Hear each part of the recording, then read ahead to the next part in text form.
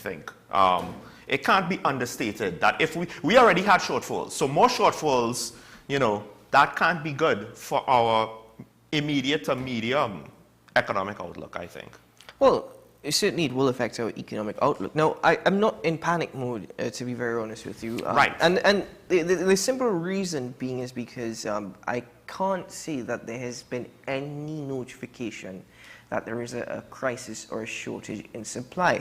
Now, there was an article in one of the daily newspapers suggesting that there will be a great shortage, and I stress on the term great shortage of LPG cooking gas. The reason why I'm stressing on that, Tim, is because if there's no food, there's going to be a different kind of supply of gas here in TNT. However, that already has been refuted. I'd also like to stress that this is not the government's fault, and I think people should understand that. This is an independent contractor. This is Woodside Energy Company Limited. Ironically, they just appointed a new president to lead the company when this situation happened. So I suppose that's the first task that they have to deal with. But thank goodness they said that the plants were down and supply would be affected to end users. Thank goodness everyone is safe, according to Woodside.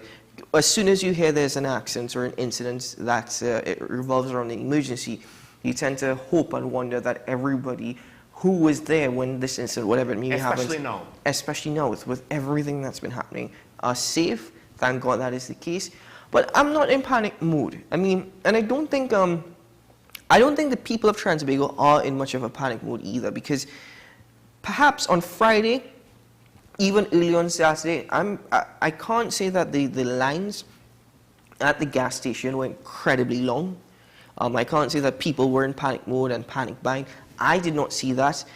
Maybe people could probably update me and say, tell me if it's different. This is what, for LPG? Because this is natural gas. No, I know. But you remember here in TNT, we have a tendency to read headlines and not necessarily the story. So as soon as you see 4 gas plants down, or gas shortage, everybody panics, right? With regard to LPG, again, there was a steady supply because I checked out a couple of gas stations. They had a steady supply. NP is also encouraging people to continue with their natural spending habits, not natural, but normal spending habits with regard to LPG. And these companies have assured that they will do their utmost best to supply all those involved. Right, but in the medium term, because apparently the minister did say it's causing a significant reduction in gas supply to end users, and it seems as though it's Proman M2, M3, Trinian 1, and Nutrient 3 plants have been shut down in the last few weeks. Now, I think the economic fallout, and this is the thing, we don't necessarily know what it means, right? We don't have the figures with regards to how bad is it going to be, how much is it shortfall, is there some sort of schedule that would kind of like negate the issue? We don't necessarily know. There's a lot of details that we don't know. So as much as the minister says, okay, there's an emergency, stuff is happening, there's so much more that he could probably possibly be telling us. And I think that is where David Lee, really came into play. Now, he said so many things which, to me, he made the claim on the plants. Which I have ignored thus far, because a lot of it will be political as well. But you're absolutely right in saying there is a lot more that the minister, the one who's actually in charge, the one who's heading it, and the one who should be informing the nation could say or should have said. But like I said, there is an emergency, but not necessarily a crisis. When there will be a crisis, that's a good way to put it. How long is it going to take to resolve this emergency? That is what we have to look at. Right, this incident happened. What I think was it last week Friday? It happened, right? Or we were informed last week Friday. We don't know exactly when or what time it happened, but how long is it going to take to resolve it? How it will also impact us, and you're absolutely right, is if we start having issues elsewhere. For example, come budget and where there's a shortfall, and the Minister of Finance says, all right, well, it's because of this. The plans could be majorly affected does that mean that our revenue is affected? I don't even know exactly how that, translate. What is the revenue that we get from these plans? Is it from taxes? Do we have any share? Forgive me for not knowing with regards to ProMan. I feel as though at the very least, the ProMan has been talked about by Karen. I should know a bit more about that plan. But my long and short is, what does it actually mean for the government's revenue? And I think that's probably the most important thing. If the private part of the energy sector stumbling a little bit isn't quite as critical unless it goes into the long term. But, in the immediate term, with regards to reduction in revenue, I mean, even a little hiccup could be a major problem. So, but, okay, want to move on now to another story. And you might not have seen this, Keaton. I found this interesting. Now, the public service officer, let me find the story so I get the right. Is this with regard to public chief personnel officer of the personnel office did a survey of 1,207 public servants, right? One of the main things coming out of that was their responses with regards to mental health, right, in the workplace. Now, what's interesting is 79.1% of the 1,207 were women, 18.9% were men, 2% identified as other. But what I found really interesting was it included workers from age 18 up to over 65. So I'm not entirely sure what that means. I thought public service retirement age was 60. You have to understand, some people, one, are having difficulties with their pensions. They probably thought they were going to get a pension and that's not taking place. Or two, some people can't afford to retire in TNT. Right, but in the public service, you could continue working. Do you have that option? I believe it is not mandatory. Okay. I believe so, because it does take place in the public service. But I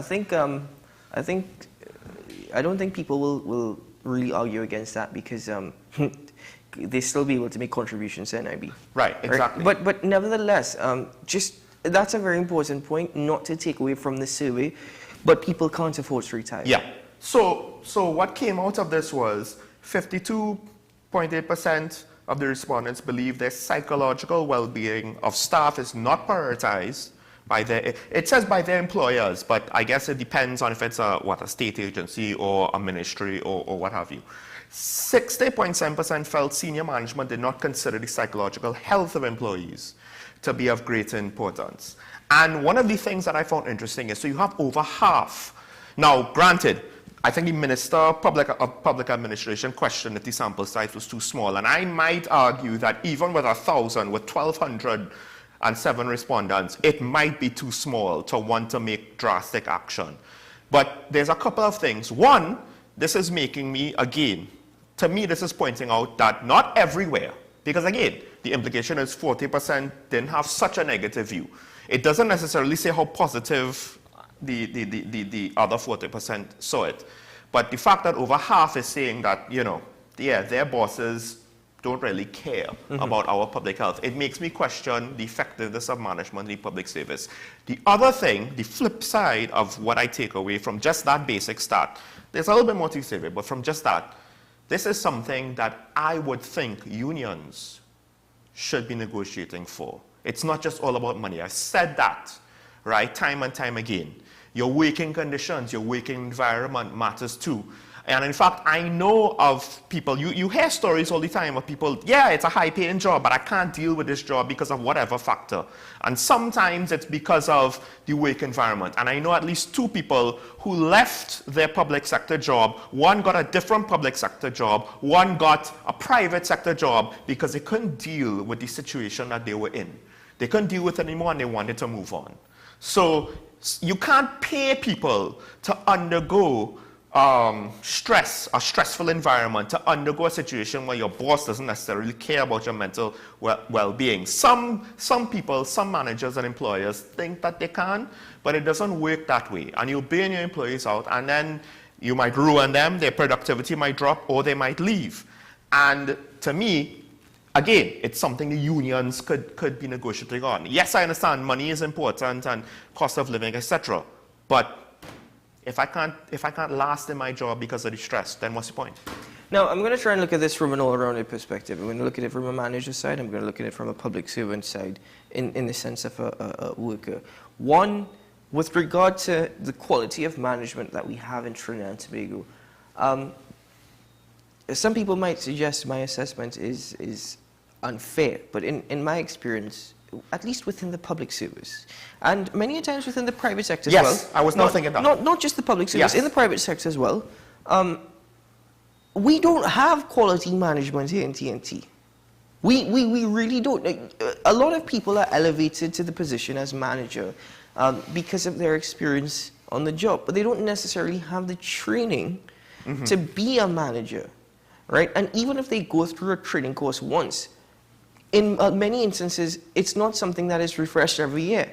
So we don't have quality management here in TNT. And I also realize that that relationship between manager and employee is difficult. There is a great strain there. Now, it's not easy being in the position of manager when you have to handle multiple tasks and ensure the running of an organization. And so you'll find multiple managers. And it's also not going to be easy for a manager to deal with multiple employees. By no means is it an easy task. But they're in that position because the company sees them as being the best person or individual to do such, to execute such responsibilities. Unfortunately, many a times, that's not the case. So the quality of management here in TNT is poor, to put it that way. Now, with regard to this particular survey and the findings of the survey, you have to question exactly what it is they're referring to when they speak about the psychological stress and the psychology of workers, because there's so many things that could impact upon it. Yes, what is taking place in the workplace? Is it dispute between co-workers and colleagues? Is there disputes between the departments? The quality of some working environments are absolutely ridiculous. It's appalling. We're not able to manage it. And I just take a look at one thing. If you walk into Mount Hope and you go to some of these clinics, so even if it's the emergency and you're registering a patient, this is a hospital, but it's so filthy. It's disgusting. It's disgusting, sorry, it's nasty. I don't understand how you could refer to this as a hospital, but some of these employees have to go through this on a daily basis. So in that regard, I could say yes. The other side is salary and wages. That has been a huge factor, and that is causing mental stress and mental strain. Purchasing power has decreased incredibly, and even though we're now hearing positive news with regards to Moody's and Standard & Poor's ratings and all that, yes, I'm not taking away any credit from that, but it does not necessarily reflect on the man on the ground. Everybody is struggling, and I don't know if workers are saying, well, our managers are not doing enough to actually vent our concerns to the seniors within the company. I don't know if that's a factor. So when you're taking a look at this psychological stress, it's not easy getting up every day and going to work, especially in environments and the factors in TNT. However, in instances as well, I said, looking at this from an all-around perspective, you also have a lot of employees, and let's be fair and honest here, that do not help themselves, nor do they help situations. Now, it was worded that management does not care about the employees' mental health. So the irony, of course, is now to what extent did respondents answer the question as you phrased it, and to what extent did respondents be very strict about the question as it was reported to be, right? That's the other thing. Now, to be fair, 36% said mental health was being taken as extremely important by management. So, again, that's what I said. It's not the entire public service. That's the trick, right? Now, to what extent is the flip side to that is, yeah, they might take it as important, but is it effective? You know, the employees could still be, as you pointed out, there are many things that contribute to stress. So it doesn't necessarily mean that their situation is well off. And then one of the last things I want to say to wrap this up quick, with regards to management, one of the ironies is entry-level jobs, they want people who could follow instructions. And if I have a lot of experience obeying instructions, tell me, how does that prepare me to then lead other people just because I am senior? And I think that's one of the issues. Like you said, you can't just have a course right? My seniority of being a worker does not turn me into a supervisor or manager with just one course. Yeah, but you also have to understand, right? And I know we have to cut to a break, but let me get these 2 points in very quickly. You also have people within the public service and private sector as well who have this attitude about nobody could tell me anything. I could be in an entry-level position. I could be in an entry-level position, and they will be the ones to have no relationship with the managers. In other words, they don't make an effort. They make everything an issue, everything a fuss, everything a problem. Yeah, this is not standing up for your rights. Right? This is going up way beyond. And that exists. Yes. And nobody could tell me otherwise. Nobody could argue against that. Yeah. And the issue with that is, how now as a manager, do I try and deal with this situation in the most diplomatic way that also helps the employee, whatever they're going through, but also is in the best interest of the company.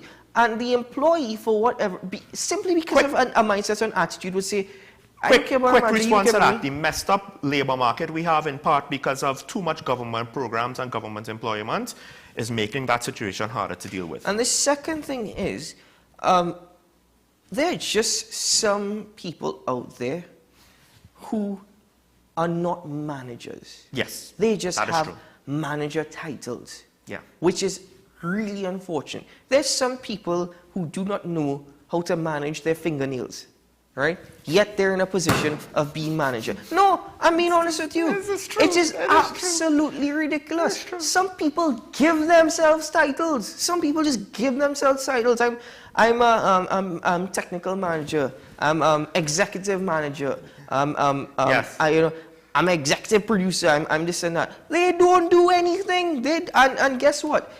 It's the employees who work harder, the employees who will put in 150%. That's what I'm saying, looking at it from all around. To be fair, sometimes the employees are making decisions because the manager can't. Exactly, right? Manager can't, or the manager doesn't want to, and guess what? All that is part of it. All right, quick questions, 30 seconds or less. The last story that we have here, there was an attempted home invasion, and a mother used her licensed firearm, fired in direction of the men trying to break into her house, hit one of them in the head, who was killed, and I believe that more or less stopped the home invasion.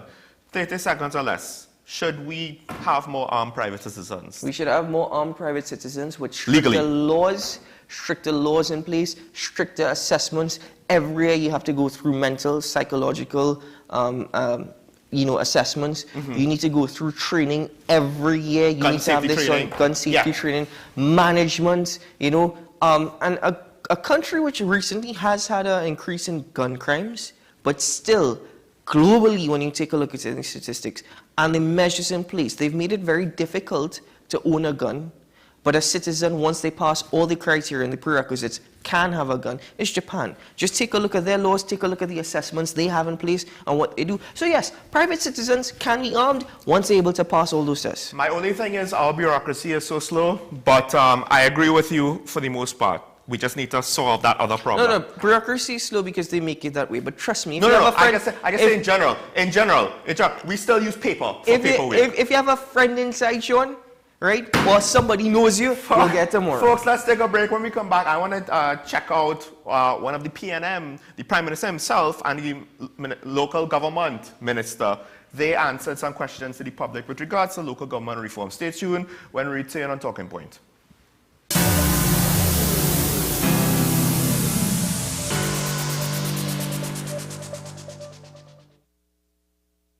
The best birthday gifts are at dbesttoys.com. Shop for the best brands you love at the best prices. Like VTech, Leapfrog, Fisher-Price, Play-Doh, Hot Wheels, Barbie, Cocomelon, LOL, Baby Alive, Crayola. Visit us in-store at Forces Flagship MacBean. Shop online now at dbesttoys.com. Order via call or WhatsApp at 32DBEST to order. And remember, we have the best toys at the best prices. FanZone, your reliable, authentic supplier, has just gotten better. You can now visit our website www.fanzonett.com for your authentic wear and collectibles. The only place where you can use both your Visa debit and credit cards. Visit our website fanzonett.com to make your purchase today.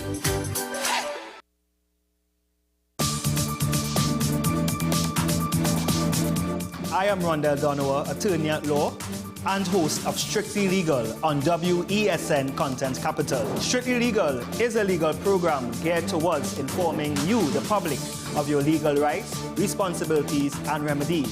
So be viewing Thursdays 10 a.m. to 10:30 a.m.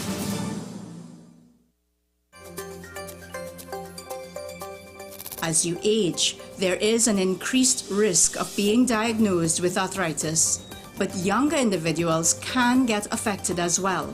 When you tell them, but no, I need you to move your joints, you need to move it, otherwise it gets stiffer and it exacerbates the problem.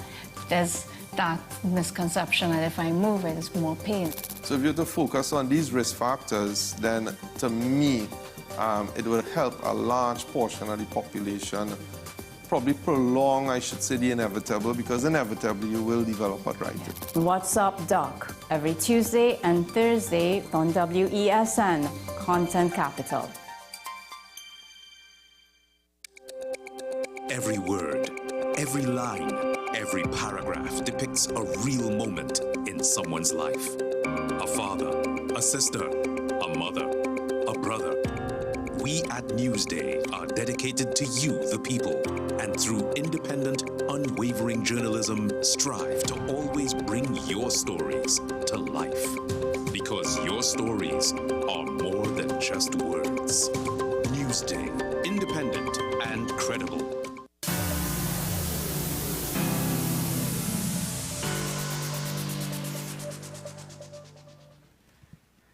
Welcome back to Talking About Folks. And yes, local government is the main topic, what otherwise would be a vacation period where things might be a little bit slower. And of course, alongside local government is local government reform. The Prime Minister was hitting the campaign trail. One of the things that he and the Minister of Local Government was speaking about was reform, as well as some of the problems that we've had at the local government level. So a brief summary of some of the answers to questions at the session. In this clip, it's time to cue this.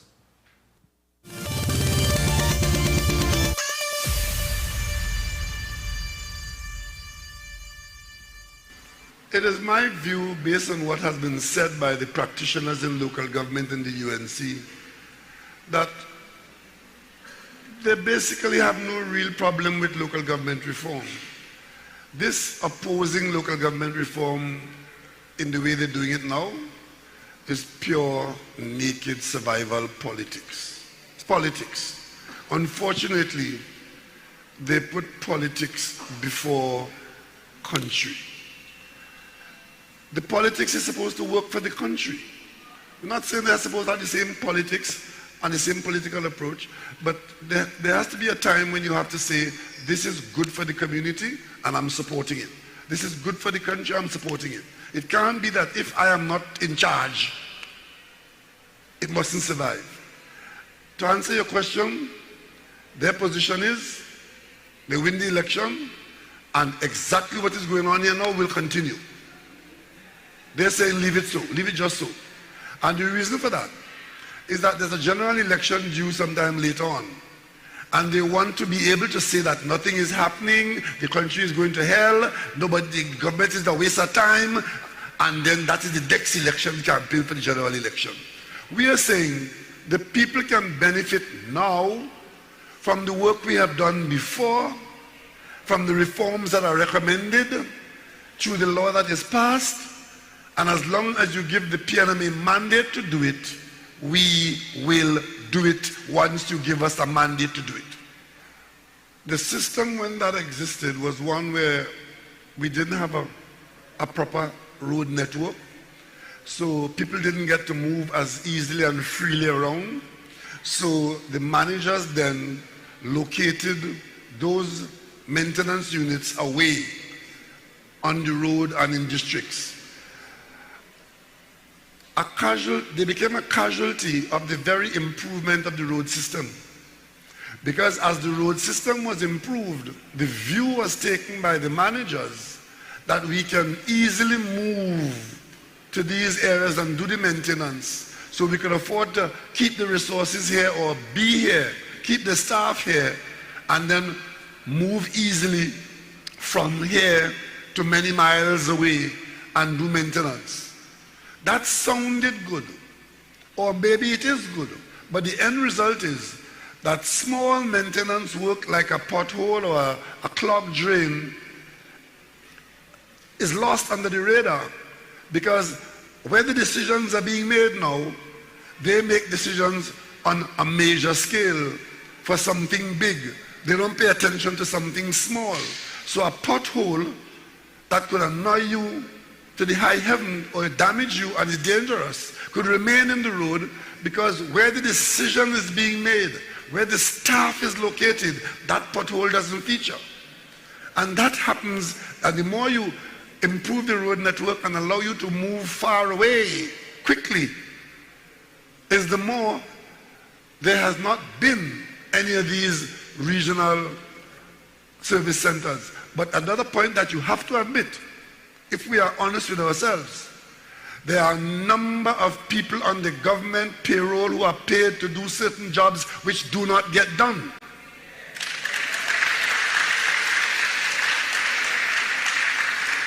And the only way you deal with that is improved management to account for the staff and account for the money that is spent. So one of the things that local government reform should bring is a reduction or elimination of that situation by accounting for the staff and what they do for the money they get. The minister responsible, they are now grappling with that particular problem where the management systems, we're still experimenting, but some people, even if it's the village council, there are some situations where the village council has the responsibility, or they assume an ownership and they take it to the extreme. I can tell you one instance I know a long time ago where an ambulance driver actually carried home an ambulance when he was going on vacation, because he didn't want anybody to drive his ambulance. I know about that. And these people who will shut youngsters out of the center because you're not going in my center completely misses the purpose for the center. So we have to put arrangements in place which can accommodate the requirement for discipline, but ensuring that the center is used and fit for purpose. So the minister is working on that now, and very soon some new guidelines will come out that should address that problem, but I know it exists. So that was the Prime Minister, well, answering questions directly with regards to certain local concerns. Of course, the first one was about the campaigning on the politics side, and that speaks for itself. The second answer, that was basically about the fact that, okay, in the past they were more locally located repair and maintenance work employees, and now that they were centrally located, a lot of things goes under the radar as infrastructure improves. And he thought as well, we could keep things centrally located. They don't need to be out in the area. I think there was one caller who used to say, yeah, they used to have these guys who used to be driving around my area in Maruga or wherever to deal with water leaks and to deal with this and to deal with that, and that was done away with. And then there's also, with regards to, the last answer was with regards to, well, certain public assets. In this case, community centers, and how the local management of it is not necessarily always a government thing, whether it's local government or central government, but it's a community thing and not always done the right way. So that was some of the answers he had. But there was also another situation that he was answering. I think it was also a question where he was answering with regards to road works and why it took so long to get it done. And he gave the expected excuse of, well, we got caught with a revenue shortfall. But to be fair to him, he did say, well, but I have to apologize for not doing the work. It wasn't necessarily the bulk of his answer, if my memory is correct, but he did take some accountability for still not managing the situation properly. Well, I will give the Prime Minister credit. One of the statements that he and I could agree on, and we do agree on actually, is that there are people on the government's payroll who are not carrying out their responsibilities. And I agree with him, starting with his government ministers. So he has made a true and honest statement, and I agree with you, Dr. Rowley. Fair enough. But beyond that, yes, I mentioned it earlier as well, there are many public servants or managers who are getting paid and do not do their jobs, or do not do their jobs well anyway, right? Sorry, you were saying? Just to be fair, both Faris Sawari and Foster Cummins spoke, and they actually seemed quite well versed on their portfolio. So, no, and maybe they are two of the more active ministers in those portfolios. I think, at least in my opinion, Foster Cummins, and there are many controversies with regards to Foster Cummins. Yes. But in all fairness to them, yes, he is very much... The ministry is not one of them. The right. actual work of the ministry. Yes. So, and the ministry, in all fairness to them, I mean, they have been doing work, and yes, he's very much well versed. I mean, with Faris Sawari, you would also expect that. You would expect that. Well, all of his stuff was about the local government reform. Precisely. So that was very obvious. But once it's not law, you would expect that. Mm-hmm. But with regard to everything else that the Prime Minister says, I think it was great that the Prime Minister apologized. I think it's excellent. But he was also put in a position, just bear that in mind, yes. not by a politician, but also somebody, a citizen of Trinidad and Tobago, at his political meeting. Yes. So he was put in that position. And that, along with the fact that there is a campaign going on for local government elections, which is due to be held 2 weeks, I think, from today. 2 weeks from today. So he was put in that position. So yes, if he had done anything else but apologize, it would have been very unfortunate. No, but usually his MO is to throw out the excuse and not apologize. So this was a bit surprising. This is where I say, still, I suppose, even if we were to disregard what I just said, well done for apologizing. But the two things that got to me is, one, seeing that because some of these services are not centrally located, that is where we're seeing perhaps a shortfall. The Minister of Local Government said 80% of the roads are under local government. So this is not like the highways and stuff. And I think that's the thing. So I think that's a poor excuse. You have, that's an absolutely ridiculous and poor excuse. Because even if these services are centrally located, you have still got... Centrally located within the local government. I know. Yeah, right. I understand that, but I'm saying you still have councillors and their offices located all throughout the district.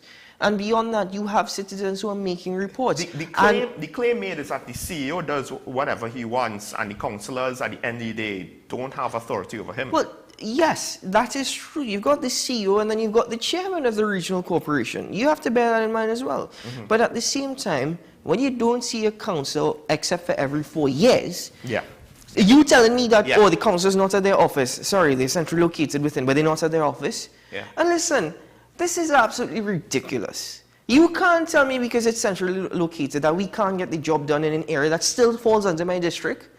That is stupid. I don't accept that excuse.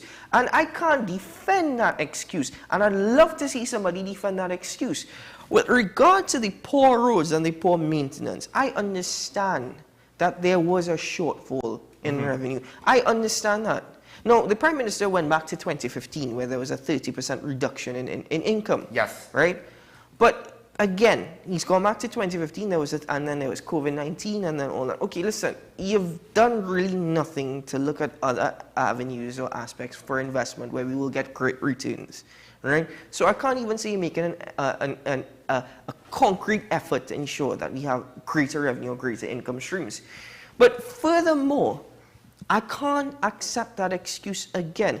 If your income was reduced or my income was reduced, and God, I hope it's not reduced any further, but the point is, if it is reduced, as the head of a household, the very first thing I am going to do is make a budget, an informal budget, right? Right. Let's just say it, right, at the top. And I'm going to prioritize expenditure. Now, running a country is obviously going to be a bit different because you've got a lot more. But at the same time, one of my priorities would be I also need to maintain the infrastructure that already exists. I have to look at other things that need to be put in place. For example, yes, there may be schools that need to be built or whatnot. So I have to be smart with my money. But when you're getting a $5 million contract to pave a side road, or you're getting $5 million and you're not even paving, you're just patching, and are patching over a leak. So the leak not even being fixed, a dumping pitch on it, a patching it, that's it, leak gonna come, wash it away, so and so. That is also part of this, which is why you said that people not doing their job. That is WASA. when it comes to digging up the roads for leaks. It's not only WASA. If you have a contractor collecting money, Sean, and they see a leak and they say, I still going to pave over it, come on.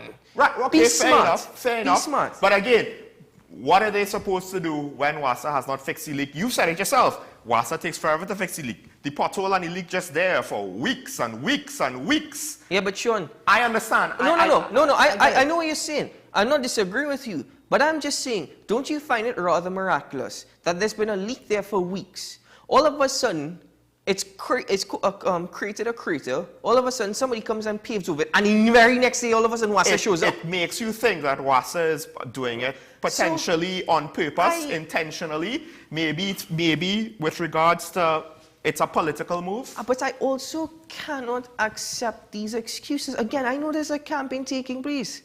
The Prime Minister says all these things. And to me, by the way, I don't care at this point. Let me just finish this, sir.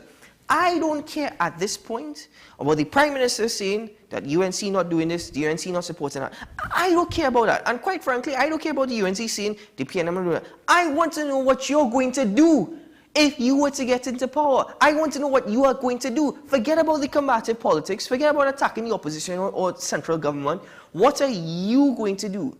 Because if you're trying to campaign on local government, hold on. If you're campaigning on local government reform, not a problem. Focus on that. Stop focusing on the opposition not supporting this and that.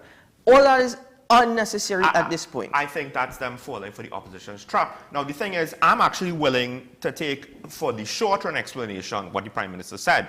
And I think now a lot of the issues are in the long run. It's like, yes, okay, the management of these things are convoluted because who has authority over what is all over the place?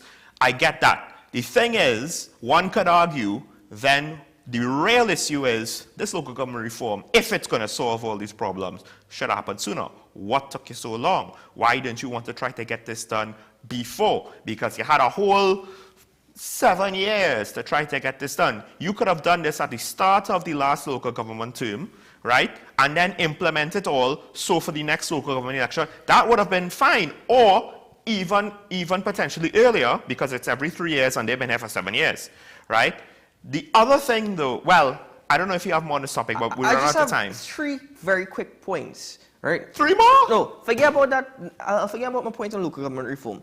1, with regards to allocations for these fixing roads and whatnot, we have no accountability at all. So I don't know where my money is going with regards to that. And if they've taken $5 million to pave a lane, I'm not saying that's the case, but you have overinflated contracts that are just given out. Yeah. Right? That's ridiculous. So don't tell me anything about a revenue shortfall, because there's no accountability with regards to my money, where it's going. That kind of revenue shortfall does matter. It matters. No. I am not saying it doesn't matter. I'm just saying if you're not smart with the money that you have, you cannot keep blaming the fact that there is a revenue shortfall. We all understand that. Nobody's disregarding that. But at the same time, you have to be smart with your expenditure. And you have to try and maintain the road networks, right? Stop telling me that you're actually, all of these excuses, to me they're excuses. The second thing is the quality of the work that you get for the money that you're spending. You're paving a road, but 2 days later, the road cracking. Okay.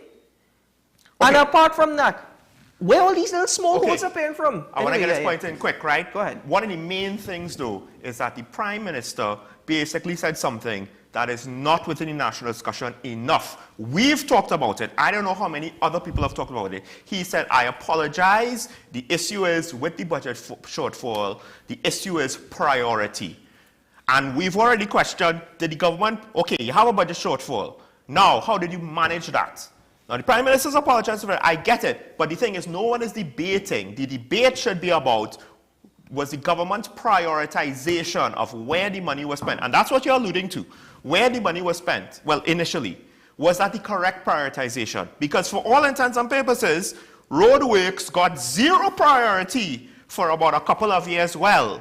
Right? And, okay, I get it. COVID, blah, blah, blah, blah, blah, blah, blah, blah, blah. But, again, we don't hear the politicians debating about the prioritizing of reduced resources. And that bothers me because that really is the crux of the question, and that would show good leadership, good management would have proper priorities in place. Bad management prioritizes the wrong things. To me, it just seems as though local government's priority with regards to their budget every year has just been to maintain the expenditure, recurrent expenditure when it comes to salaries. To me, that is what it comes, and sandbags when it comes to flooding. Because you could go to your local government office and get sandbags. But to me, that's it.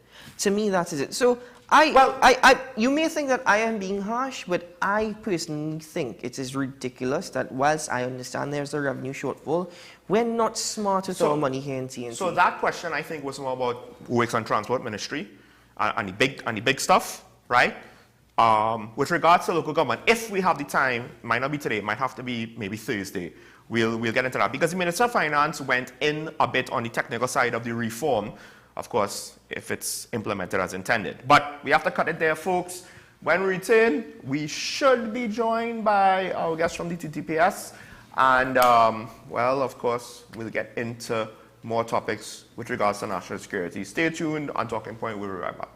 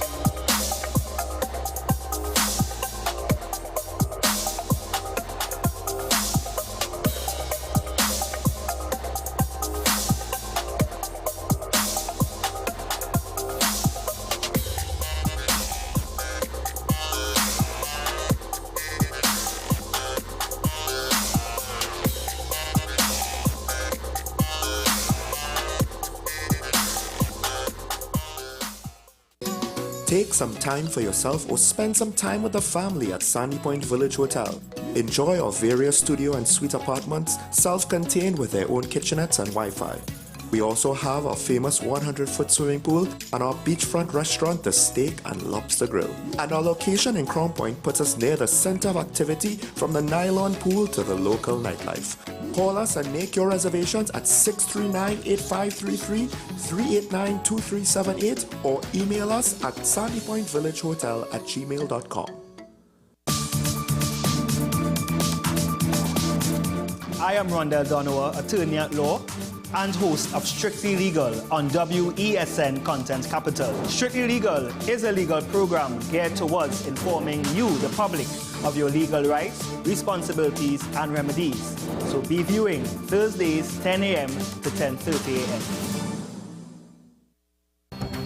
The issue, the continued rise in the price of flour and its impact on the cost of living in Trinidad and Tobago. How should we go about it? I want to ask you what has been revealed to you about the state of vulnerability in the country because of this exercise and because of what we're going through. Is the government losing the war on the vaccine front? The discussion should revolve around the common good for the greatest number of people in Trinidad and Tobago. How do we inculcate a sense of respect and regard for people who may not be of your own political ilk or persuasion? The communities are now being used by political opportunists. So when the tables are turned, it's the same way.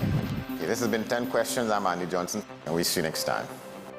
On the next episode of Nicole Larson Live, living in victory every day. You, and I've known you for so many years, you going for them. You know, it's only a call. You a rescue, you know, and and you're going. But I want to find out about that passion. Where did it come from? Well, you know, I've thought about that a lot. I think it's a combination of my family upbringing and my faith. We see sometimes that stillbirth or miscarriage might have higher rates of mental health complications, or abortion has higher rates of mental health complications. Believe that whatever God allows has great potential to become your greatest win. You are stronger than you know. So much stronger than you think. An encore of Nicole Larson Live, living in victory every day. Every Sunday at 8 p.m. and Wednesday at 4:30 p.m. on WESN. Is it politics? What is it? Is it that nobody cares about sports? The kind of support that sport used to get in the past is no longer here. The thing is, taking a knee doesn't mean that that's the only thing you're doing on. Right. Taking a knee along with other stuff. Samantha, what are you looking forward to when you return home to Trinidad and Tobago after winning the title?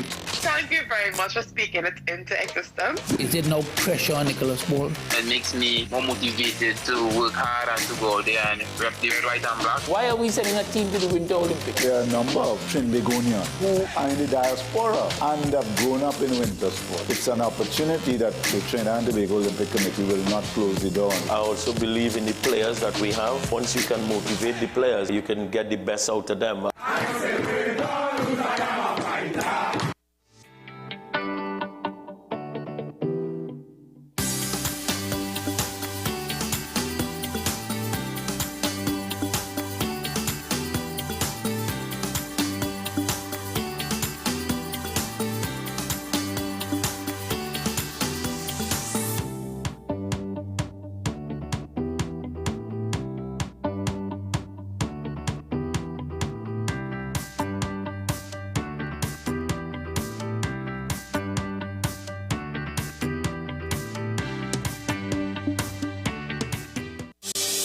Join me, Dr. Nalini Kokram, on What's Up Doc, where we discuss all your burning questions concerning health. Trinidad and Tobago is among one of the highest risk group of patients that develop this form of genetic breast cancer. What I'd like to take home from a short interview like this, screening.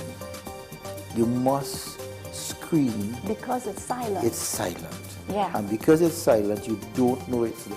What's Up Doc, every Tuesday and Thursday on WESN, Content Capital.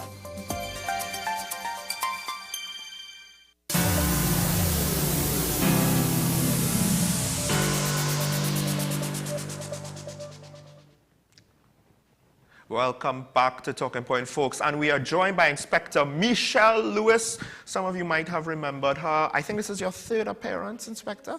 And the Inspector is here to speak with us. Now, we've spoken about child safety before from various aspects. And of course, financial liability might be borne by the parent, but criminal liability, depending on the age of the child, could still be borne by the child. And that's an interesting part of it. I don't think a lot of people think about when they think about child safety. Yes, so good morning. Well, you use the word still. They can still be borne by the child, but the law is that once a person, a child, being 8 years and older, there's something in law called doli incompas or doli incompas, whichever you choose to pronounce in the eye. But what it really means is that any person over the age of 8 years old or 8 and older can be charged for a criminal offense, meaning that the child has the mind to think it and to carry it out at the age of 8. Would it be the same as an adult? I think is the first question, like the penalties and the charges? Or? So what we have now in Trinidad and Tobago is a children's court.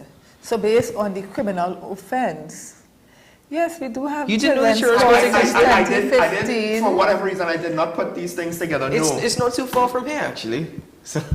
But I think for some reason I'm thinking like family court and domestic affairs in that slant. I'm not thinking, ooh, my child is a criminal. No, we do have children's court that, and each court it's like a high court, but a children's court. So you'll have masters of the court as opposed to a magistrate. Right. So it will be like a judge. Right? So depending on the criminal offense, the degree of the criminal offense that the child would have committed, the court will take certain actions. So if it's, let's say it's a minor criminal offense, you have in the children's court where children will deliberate and determine the outcome. If it is another type of offense or a different degree of an offense, and you also have where where you call children who are in need of care and protection. And those children are sometimes, depending on the area that the child is living, you would also put the child like in a police youth club or in one of the homes, depending on the situation. But where a child, let's say the child has come before the court, so there's also the counseling aspect of it that comes into play. But the long and short of it is that a child can be charged for a criminal offense. And so there are stages that will determine whether the child will be actually in prison, depending on the offense, right? Or if it is that is something for counseling, or if it's something that the judge is of the opinion that the parent and the home that the child is in has an influence on the child's behavior and may move the child from the home. But we are in the July-August holiday period, and you have a lot of children at home. And sometimes people take it for granted that because he or she is a child, that they can do whatever they want and get away with it. Yes. But the law in the country does not say that. The law in the country says that once you're old enough, you can be charged, and you can go before a court. Inspector Lewis, you've mentioned criminal offences. Is it any criminal offence, or are there specifics with regards to the minimum age of being 8? No, there's no age disparity when it comes to children. We've had children not as young as 8, but a little older, who was in terms of criminal or what you call homicide or murder matters. Not very rare. You may have it in terms of arson, and that is for child or adult. But in those cases, it would mean that the investigator has proven the case and is of the opinion that that the child should be liable, right? But of course, it would be the guardian of the evidence to be able to prove to the court that the child did in fact commit the criminal offense. If a child is a suspect during an investigation, 1, is the child still kept under parental care or family care? And 2, when they are charged, now the case has not been heard as yet, they have not been proven guilty, they have not been sentenced, but they've been charged. Are they under state's care at that point? Where would they be kept, All right, so in Trinidad and Tobago, I think under the new bail amendment, where even for the offense of murder, it's bailable. So therefore, with that being a non-bailable, there's no offense in Trinidad and Tobago that is not bailable. Meaning that once, depending on the offense, so there's own bail and there's bail for which you'll have to put a certain amount of money or property as the case may be. And once bail has been received or obtained, then the child would be released in the care and custody of either a parent or guardian or Children's Authority, not Child Protection, but Children's Authority, right? So it will mean that depending on the evidence, for example, if it is that the child is in a home where gang activities are taking place, and that would have caused the child to react a particular way to commit a criminal offense, then the recommendation would be that the child not be placed back into that home, but that the child be placed in the care of Children's Authority. Or if there's another relative with whom the court is satisfied will do a good job in raising that child, then the child will be placed in that person's care. But if the child doesn't make bail, let's just so would they remain in the care of Children's Authority? Will Children's Authority be the body that holds them then, if they can't give bail, or would it be some other body? So the child would be in the care of the state. So in the care of the state would mean that the state would have a place for children. So in the police service, in the Trinidad and Tobago Police Service, we have prisons, cells where we would hold prisoners, right? Person, suspects, till charge and that kind of thing. And within that system, we have for adults and we have for children. And so if we have absolutely no children, that cell remain what we call like a suite, right? So in the police service, we have that. And in the court system, you have a juvenile place where they put children. I know that they're doing some renovations with some that we have now. You have the YTC, and then you have, in some cases, Children's Authority will take, but it has to be under depending on the severity of the matter, because you will not put a child who has done a very serious offense with someone who is there for, to recover from something that they're giving counseling to and that kind of thing. Yes, yeah. So that the facilities are there, but if it is that the offense that the child has committed is of such grave, then the child would more than likely be placed in YTC. Now, something which hit me is that you said this is not rare. This is not rare. It's not rare? Yeah. No, when you talk said about earlier. the children being charged, you did. I don't know if maybe if you misspoke that this was not rare. You just was talking about. It's not very rare. Yeah. It is not. It is not.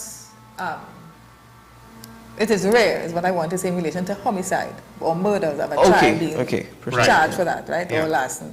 But for other offences, larceny, because I don't want to go too high on offences, but I want to give you some very familiar one. Thieving, which other children do, right? Maybe they would, of course, so for example, let me give you a good example. So a child, you have school fights taking place. Yes. Right? So this is common to a lot of people. You have a lot of school fights taking place, and children are charged in those cases.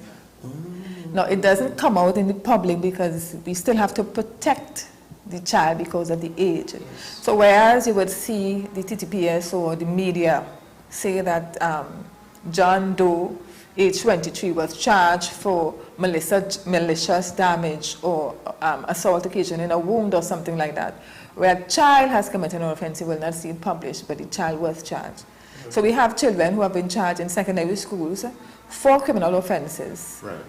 Right? And they're on bail and counseling and that kind of thing. So that there is now, the thing about it is that apart from being charged, we have what you call the certificate of character. And a lot of times, persons do not pay attention to that piece of paper that seems so little bit, but carries a lot of weight. A lot. A lot of weight. And so when you are charged for a criminal offense at the age of 11, 13, 15 years old, and that matter is pending in the court, when you of age to receive or request a certificate of character, 17 years, 16 years from the TTPS because of what you want to do, you want to apply to a school, you want to apply to a company abroad or something like that, and they request it. And some visas require it as well. And you request it, you're going to see to the back of it that you were charged for X, Y, and Z. You were charged for trafficking in marijuana because you were smoking near to a school. Yeah, I think that's important. So it's a serious thing. I'm so sorry that we have to conclude here, but I want to thank you for your time. And I certainly was not aware that children from as young as the age of 8 could be charged for criminal offences. But thank you very much for sharing this information with me. You're most welcome. So we really want to encourage parents to pay attention to what your children are doing. Yes, they can be, but you can also be. So pay particular attention of the behavior of your children who are minors and still in your care. So thanks for having the TTPS this morning. Thank you very much for joining us. That was eye-opening. Always a pleasure. Anyway, ladies and gentlemen, we're going to break for news now, and when we return, we'll open up the phone lines where you can share your thoughts and opinions with us this morning. We'll be right back after this.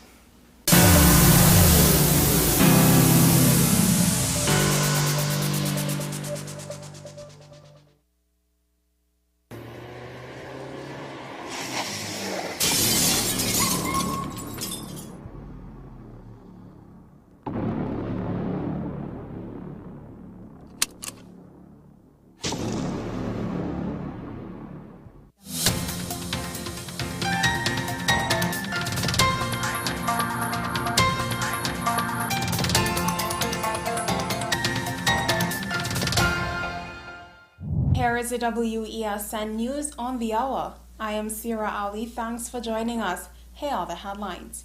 PNM Women's League says it remains steadfast in its commitment to fair governance.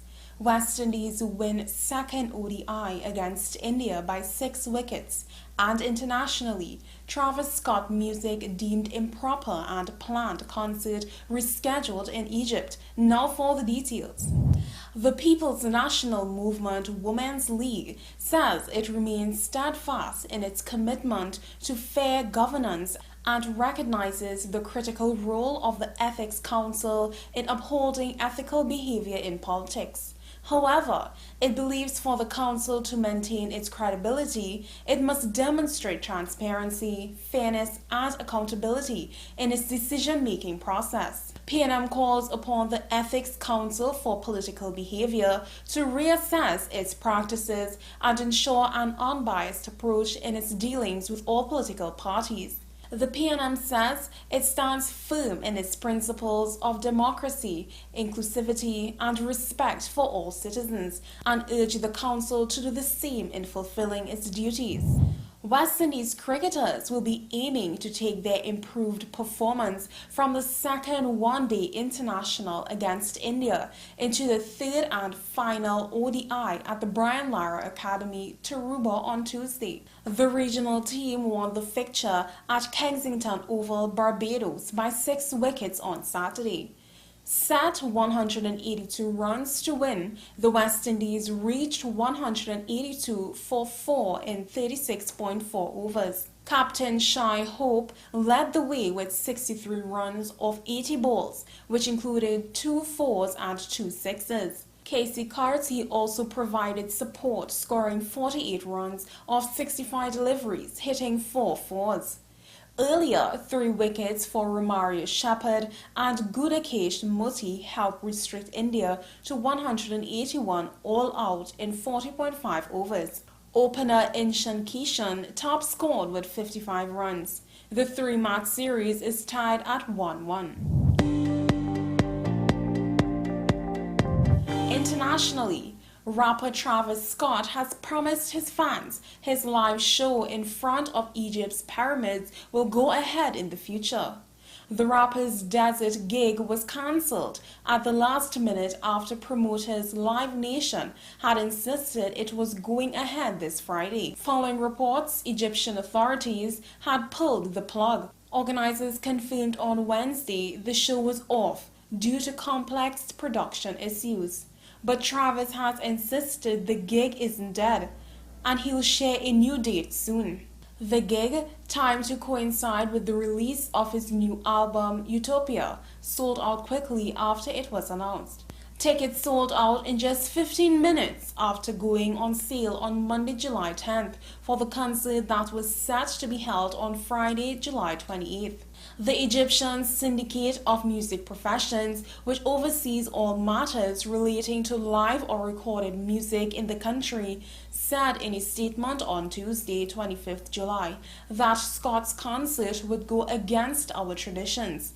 The body rarely opposes such events, but has spearheaded a fight against musical genres deemed improper in Egypt, with rap a frequent target. Well, that's news to the hour on WESN. I am Sira Ali. Thanks for watching.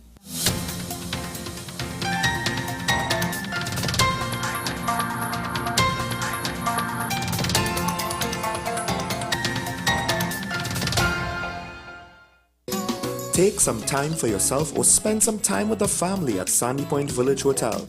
Enjoy our various studio and suite apartments, self-contained with their own kitchenettes and Wi-Fi.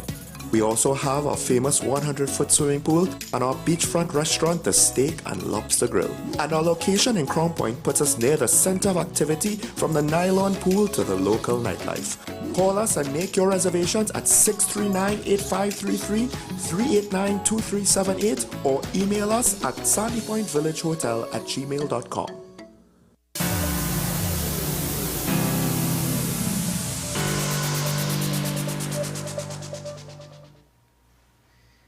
Welcome back to Talking Point, ladies and gentlemen. Thank you for making the time to be with Sean and I this morning, as we now open up the phone lines so you can call in and join Talking Point. Share with us your thoughts and opinions. You can speak about the public service survey with regards to some employees, over half of the population that was actually surveyed, stating that they feel as though their managers do not prioritize their mental health. But I spoke extensively with regard to managers in the public service and private service, as well as the employees and the attitudes, the mindsets, the working conditions. And we had a conversation about local government as well. The Prime Minister apologizing for the condition of bad roads, also suggesting that there's been a 30% reduction in revenue in 2015, and that was also compounded by the COVID-19 pandemic. I put an argument against it. Perhaps you have your thoughts on that as well. And what about the situation with regards to gas here in Trinidad and Tobago? There is an emergency, but not a crisis as yet. You can share your thoughts with us. So 628-4578, 623-9376. The number's on your screen. One thing quick about the Prime Minister's explanation with regards to, it was from a question about bad roads. He said, well, we had to prioritize because of the reduction in revenue, and he apologized for the state roads. One of the things he did say is, well, we had to pay off debts. We couldn't keep debts on the book, right, as things were, because revenue dropped. But that, I'm surprised I forgot about that, because to me, that should be one of your, like, you know, bugbears there, trigger words, because did we really get rid of most of the government debts? The on the books debt of the Ministry of Finance, sure, but so much debt in various aspects of the public sector that you and I know is still there. ESL. You got one point. I thought the Prime Minister said WASA was bankrupt. He said, we covered it on this show. 3 days from being something like that, right? Last year he said that WASA was bankrupt. I mean, anyway, we're expecting a new management team from WASA in September, 3 months delay. But what does that mean? I don't know, but I'll tell you what, let's take this call from Tobago. Good morning, caller. Hello, good morning. Hello, good morning. Good morning, sir. Good morning, sir. You're on here.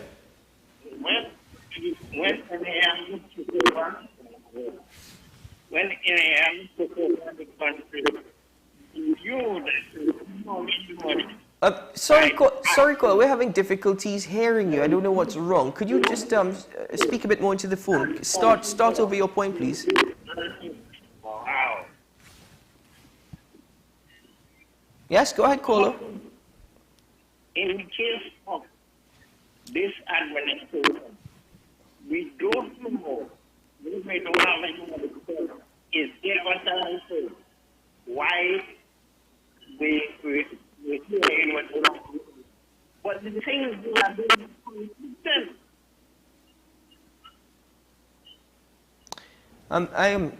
I must apologize, caller. I'm not entirely what is causing, you know, but...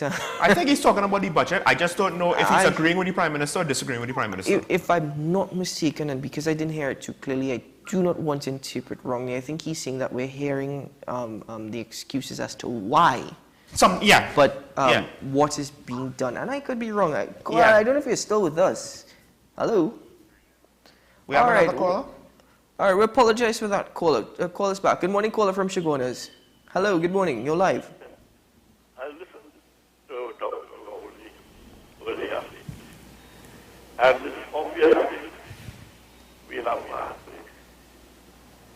many talk about public servants not doing their work. And what he told me right, I explained this to you, that's directly our Prime Minister's fault. Because this falls down in each ministry, the city ministry do their work, and they can hold procedures for that being done. The second point I wanted to make is about emancipation. The emancipation people talking about slavery, like if somebody put that in Africa. When the slavery started off, Africa was one of the people. Nobody enslaved Africa. Africa enslaved itself. But none of them say it. And one of the key people they've been 400 years old. They've been about 5,000 years old. Joseph was sold into slavery in Africa, and that is known. And last point, on local government reform, I am still trying to find out why it is local government was taken away from cities and the boroughs and given to central government. where the only technical report prepared which was available as government infantry said the opposite, that the government property tax should go to the regional authority. Any questions? Is it just about property tax that you're speaking about there in that last point, caller?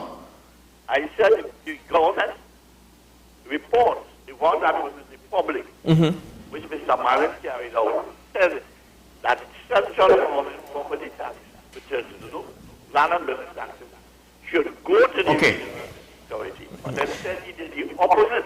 Yes, yes. Now, and my question is whether there is any technical report on that. I have tried everybody in the Ministry of Local Government, and nobody seems to know.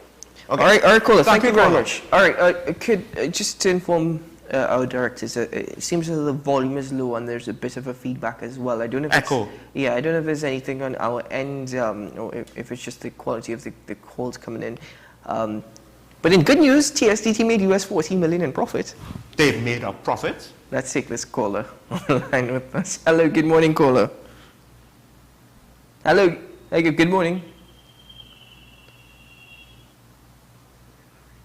All right, I think we lost that caller. All right, I'm not sure what's going on this morning, but 628-457-8623-9376.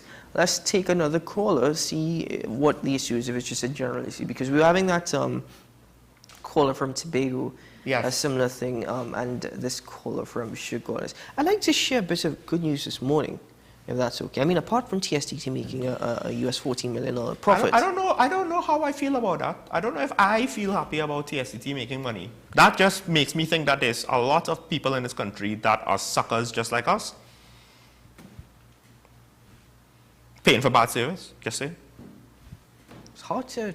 I mean, okay, let me not bad talk. We got the second phone line back, you know. Next thing you know, we bad talk them into getting one of our phone lines busted again. I'll tell you what, let's go for a try again once more, and let's see what's happening with St. James. Good morning. Morning, caller, you on the air? Okay, all right. Hello? Yeah, go ahead. Yes, good morning to you. Morning. I wanted to ask the officer a question.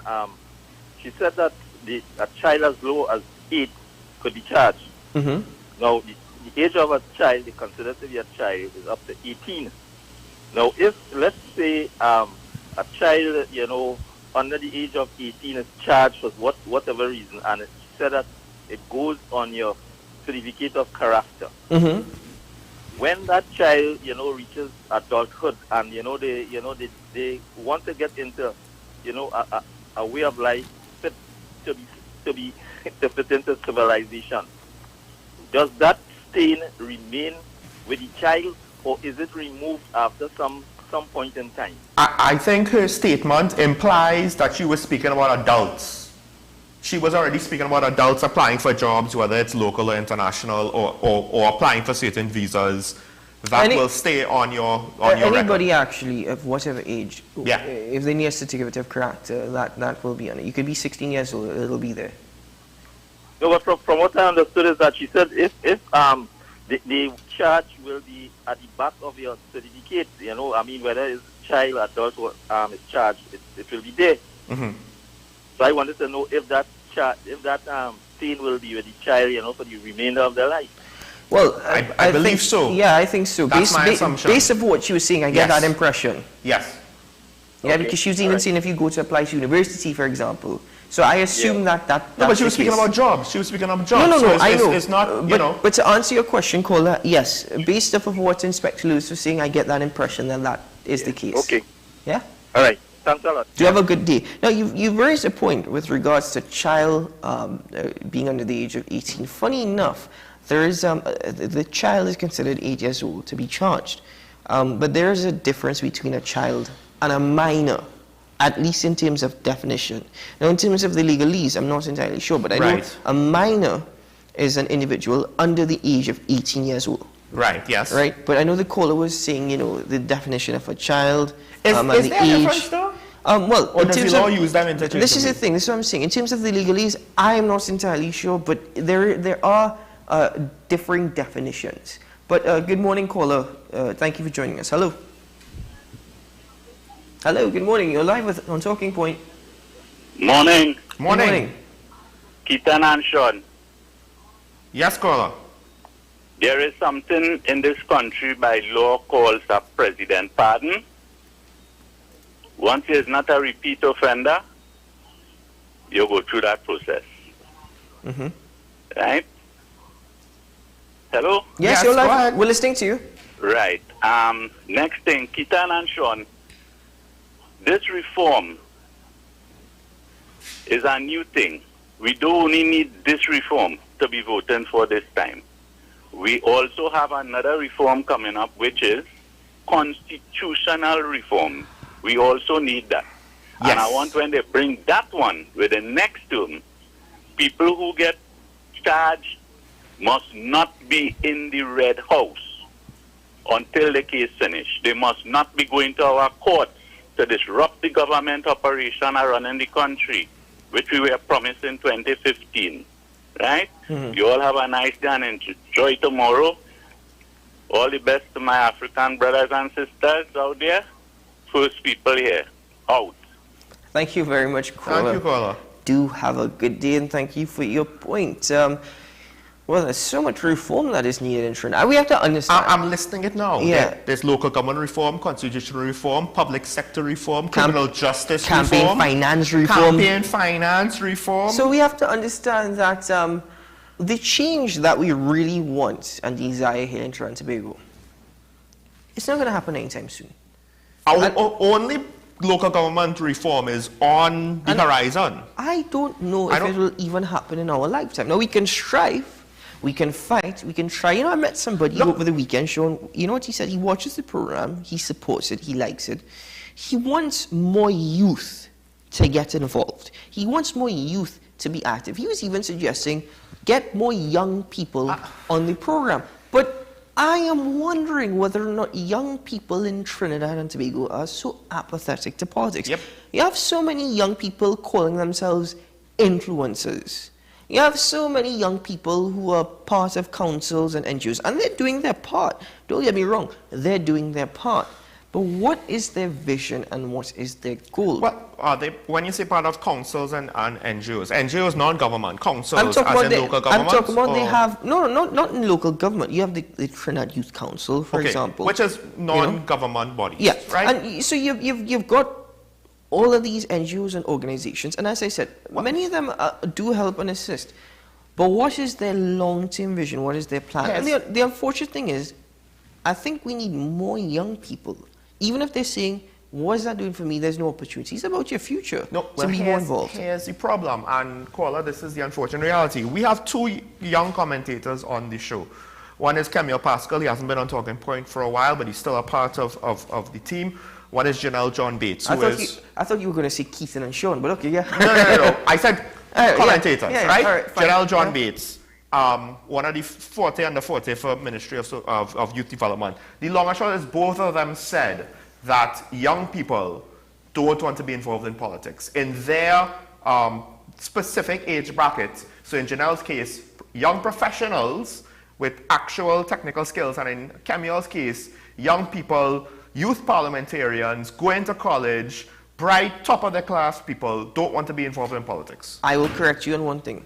Janelle John Bates is involved in politics. Right, but she says all of the people in her sphere of her demographic don't want to be. But what I realize is that young people probably don't want to be a part of the politics we're seeing now. Yes. But they also need to understand they had to be a part of the change. They had to change that. Yeah, who gonna change it if none of them want to change it? Let's take this caller on the line with us from Ruma. Hello, good morning. Morning, gentlemen. Good morning. Yeah, what's going on? I want to only explain this to me, right? Uh-huh. Currently, we are paying taxes for certain services rendered by the state, right? Yes. Local government reform, to me, is simply an increase in price, like what we get at the grocery. Because you're telling me that the money that we will be paying, if it's $1 a day or $2 a day, will be coming back to us. Yes. So what happened to the money that we're currently paying in taxes?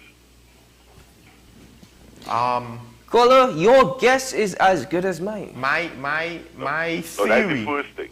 Okay. The second thing was that in 2019, the budget speech, the finance minister said the government not filling any vacancies for the next 3 years. Mm-hmm. We're now in 2023. And what we're realizing is that police short, prison officers short, teachers short, and we have a whole cadre of people out and looking for employment and can't get none. Mm-hmm. Somebody had to tell these people what development is, because like they don't understand it. Now Have I a good know. holiday, gentlemen. Thank you, Paul. Thank you. The Prison Service just recently did an exercise, a hiring exercise. The Port of Spain City Corporation, they did hire basically what would have been at the end of the last 3-year term, but then they had the whole delay. So at the start of the year, they had a hiring tranche. Did you see the lines for the prison service? For the prison service? Oh yeah, I mentioned on talking about it was about 3,500 to 4,000. I was just like, I'm sorry I wasn't here for that particular because conversation. it's like the cruise ship thing. That's all. Because it was one demographic. It was men. I don't think women were in the application. This is so how many young men need jobs? One, being a prisons officer is extremely difficult. The kind of stories I've heard from prisons officers inside there what they feel. But hold on. But one, people can't find employment. Yes. So they're going to seek out any of you, including me. But two, it's also in their minds a form of permanent employment. Yes. You know? And I think in a lot of the public sector, it's contract work. You know, and he has that in his promo. So he's touched that topic early on in On 10 Questions, maybe almost 2 years ago. But in the National Security Ministry, you can't have a solely on 3-month contract, so right? That has to be a long-term thing. It is. Oh boy, yes. People are looking for work. People, those photos amazed me. It shocked me. With respect to development, I don't know, I keep going back to this thing that I was taught, and I don't know how true it is, but I will go with economic theory, that the perception that, having infrastructure built, and new roads and new buildings and all that is deemed as development in economics because it shows off your wealth. But my entire argument also is, helps improve infrastructure to help the economy grow. Listen, there's so many things. When done correctly. Exactly. There's so many things to me which don't make any sense at all, which hasn't improved it and is buildings. For example, the roundabout by West Mall, I don't know what they're doing there. I really don't know what they're doing there. I don't know who thought about that, who they did that for. Probably they did that for the owners of West Mall, possibly. No. And what makes it an issue is how the round. Now, I haven't seen it yet, but I know there's a roundabout in Tobago that's quite like this. The roundabout should not be part of the major road or the highway. The roundabout should have a turn off onto the roundabout, a turn on. And people in Trinidad, because it's not safe. People in Trinidad don't know. I realize not everybody knows how a roundabout works. So even when you put a roundabout at an angle, you make it. But then Austin Street in St. Augustine was made a one-way. You cannot enter Austin Street from the eastern main road in St. Augustine. St. Augustine Private Hospital is there on Austin Street. So if there's an ambulance with an emergency, they have to make the rounds, right? That's what I'm assuming. Secondly, there are schools on Austin Street, well, a school at least. There is Vision on a Mission on Austin Street. There are multiple doctors on Austin Street. There is now no parking on Austin Street after making it a one-way. And you want to know what my thinking is? My thinking is Rohan Sinanan got a directive from the owners of Superfarm and Starbucks, also known as Muti. Do you know Superfarm and Starbucks are now building at the corner of Austin Street and the Eastern Main Road? So my assumption is that the Minister of Works and Transport got directives or instructions because Starbucks is going to have a drive-through to enter from the main road, which will cause traffic on the Eastern Main Road. So it made more sense to enter from Austin Street, and people will exit onto Austin Street, back onto the main road. Boy, this country is so messed up, you know. Because I assume Works and Transport has jurisdiction on the Eastern Main Road. I don't know about Austin Street. All I will say is... Oh, no, sir. The directive was signed by the Minister of Works and Transport, Rohan Sinanan. Oh. Well, that might put some holes in the Prime Minister's reasoning. Vision on a mission, doctor's office, school, hospital. Nah, forget about that, man. Starbucks and Superfarm, we'll make it a one-way and we'll put no parking. Bear in mind, right? You're going to block up the whole Eastern Main Road for that drive-through. Nothing wrong with development. You might see me there in Superfarm once or twice if I need to get something.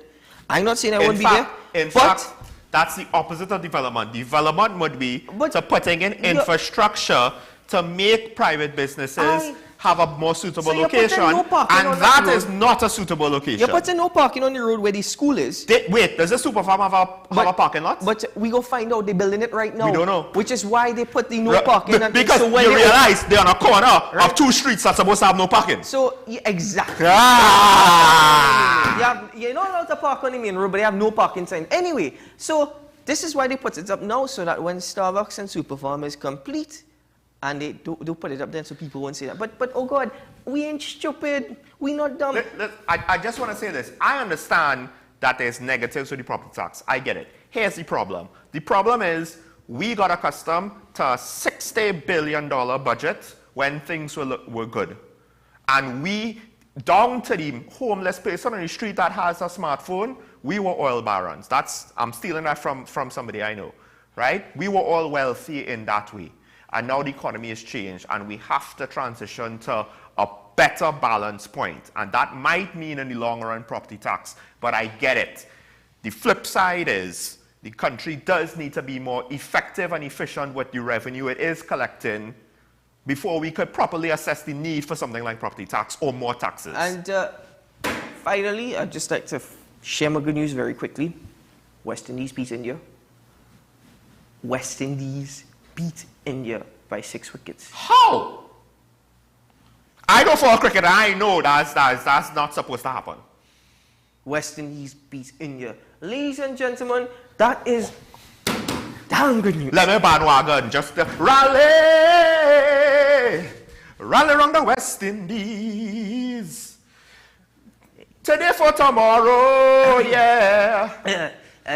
Excuse me. Close the show, Keita. Close the show. We over time. On behalf of Talking Point and WESN Content Capital, we extend Emancipation Day greetings and well wishes to our Afro-Trinidadian brothers and sisters, and we enjoy the celebrations and look on. Lord Relator is being honored as well during Emancipation Day celebrations.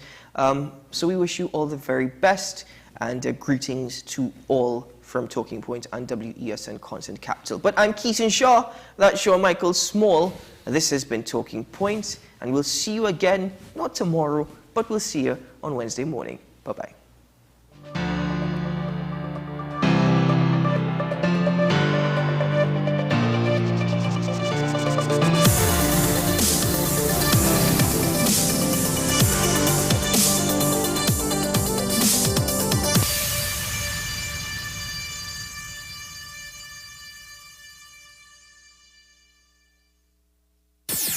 WESN.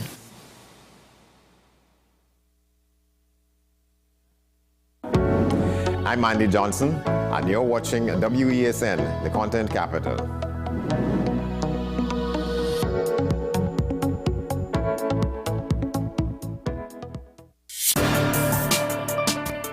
People really want to know, what about me? Where do I fit? Yes. What is in the ride for me in terms of a better Trinidad and Tobago? And I'm pleased to shed some light on that. The purpose of bail is to ensure your attendance at court. That's it. It is not punitive. It is not rehabilitative. We, the police officers, we are professional, and we are here for whenever the survivor is ready to come forward. We have the right to private and family life, the right to religious freedoms and beliefs and thoughts and expression. But these rights are not absolute. Certain rights can be limited. The law is to govern the whole, it's for all of us in public.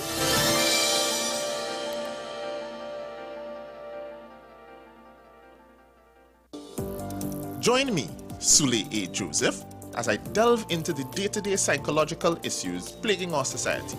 We will discuss behaviors that encompass the biological influences, social pressures, and environmental factors that affect how you think act and feel. Sight, Thursdays at 11:30 a.m. only on WESN, Content Capital. Living in victory every day. Did you tell your hubby about it, first of all? I did. When you were telling him, did you think that he was going to think differently of you or less of you? I thought exactly that. In case you've missed it, it's an encore of Nicole Larson Live.